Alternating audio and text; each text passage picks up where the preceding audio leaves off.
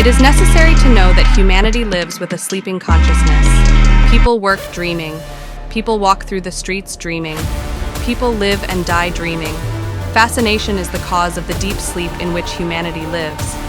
People are fascinated by all things in life. People forget themselves. They are fascinated. Whoever awakens consciousness here and now awakens everywhere.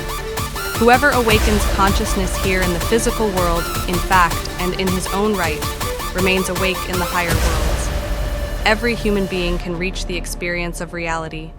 Every human being has the right to great experiences of the spirit, to know the kingdoms and nations, the molecular and electronic regions.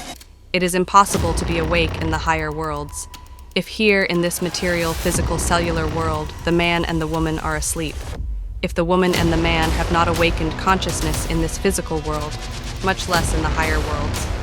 There are 4 states of consciousness for men and women: sleep, waking consciousness, self-awareness, and objective consciousness. What is needed to awaken consciousness?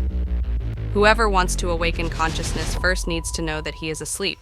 He must start with divide attention into 3 parts: subject, object, and place. Subject, intimate memory of oneself from moment to moment, not forgetting oneself in the face of any representation, any event. The object, not to identify with anything, with any circumstance, to observe without identification, without forgetting oneself. Place. Ask yourself, what place is this?